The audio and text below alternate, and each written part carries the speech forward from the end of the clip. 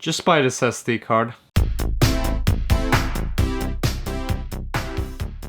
So there's so many different types of SD cards you can buy for the Sony A7 IV, and depending on what type of SD card you get, you can shoot with certain codecs or frame rates or bit rates, and there's also CF type A cards that you might have to buy for the Sony A7 IV. So it's really confusing, but after doing a lot of research, my recommendation is gonna be these Sony Tough cards that are V60. So there's a lot of different types of SD cards you can buy. There's V60 cards like the one I'm showing right here, and there's also V30 cards like these ones right here that are a little bit cheaper, and there's also even cheaper V60 cards like these Lexer cards that I originally made this video for, but after doing a lot of research, I realized that a lot of people have problems shooting with these Lexer V60 cards. A lot of people might have been complaining about, you know, their cameras locking up, or, you know, them losing like all their footage while shooting with it.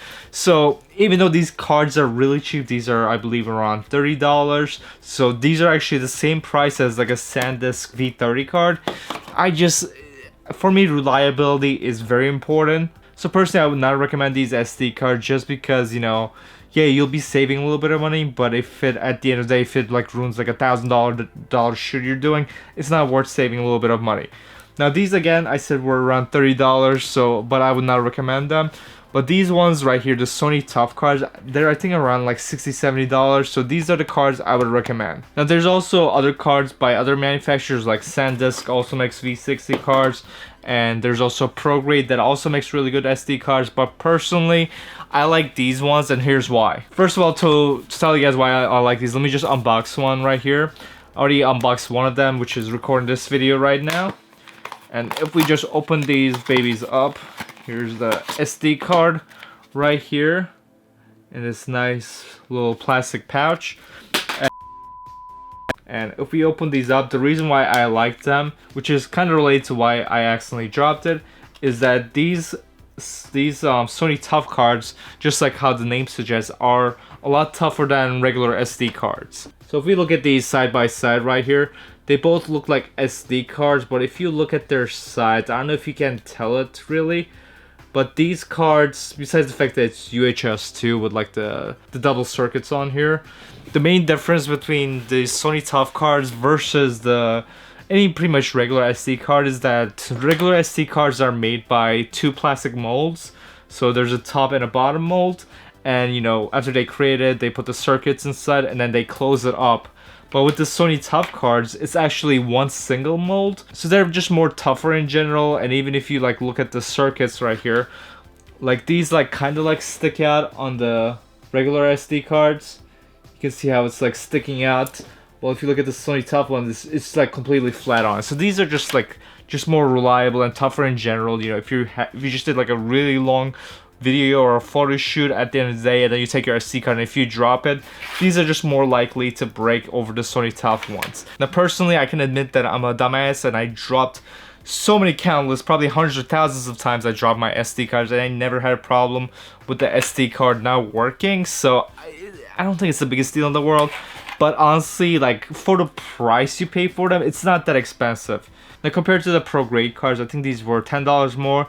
So, you know, at the end of the day, you know, if you did a whole photo shoot and then you drop your card and like you break it or whatever, it's best to just get these, you know, just to be on the safer side of it. And from the research I did, the most reliable SD card manufacturers right now are Sony and also ProGrade. So from the research I did, the most reliable card companies seem to be ProGrade and Sony. So that's why we're going with the Sony Tough cards. You can also get the ProGrade if you really want to. But I think in my opinion, these are just worth more money because of the build quality of them. And apparently Lexar is probably the worst. Like a lot of people are complaining about these Lexar cards not working, because apparently Lexar used to be the gold standard when it came to SD cards.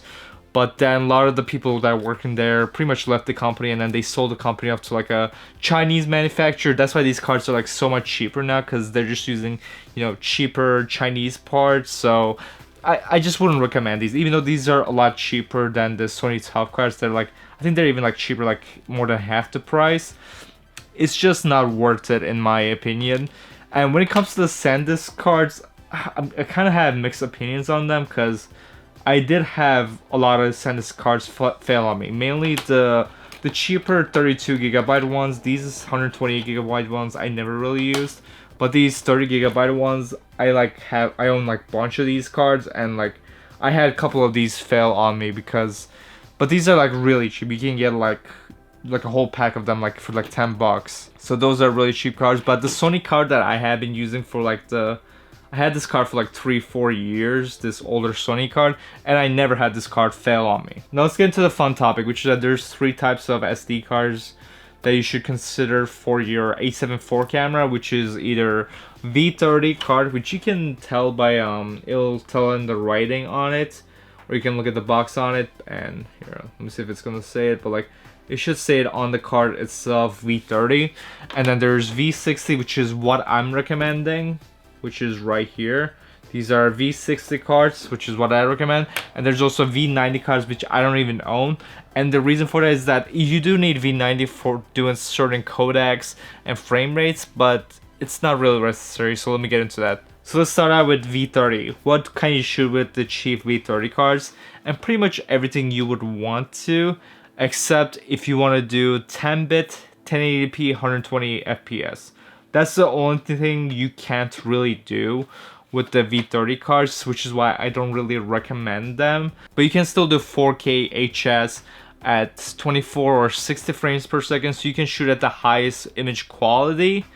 But you cannot do 1080p at 120 FPS because that requires the slow and quick mode. And slow and quick mode seems very picky about which SD cards you can use. So you need a V60 card if you want to do any of the 1080p quick and slow motion modes. And that's one thing about the A7IV a lot of people don't know, is that the A7IV is capable of doing 1080p 120 frames per second, but at 10-bit resolution, but only in the slow and quick mode. If you just do the regular 120 frames per second, then that's an 8-bit with audio. But if you do slow and quick mode, which, you know, slows the footage down for you and there's no audio on it, then you can only do in 10-bit mode. So you can only do that in V60 and V90 cards. So V30 I would not really recommend. So that begs the question then, why would you want the V90 card?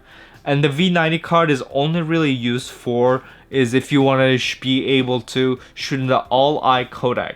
Now you might ask yourself, what is all-eye?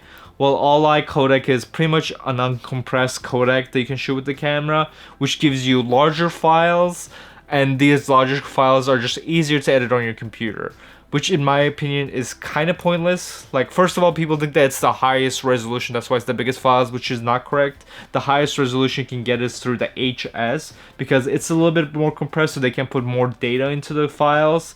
But in the end, all the file formats pretty much look the same as long as you're shooting at 10-bit, so it doesn't really matter. But if you just shoot it all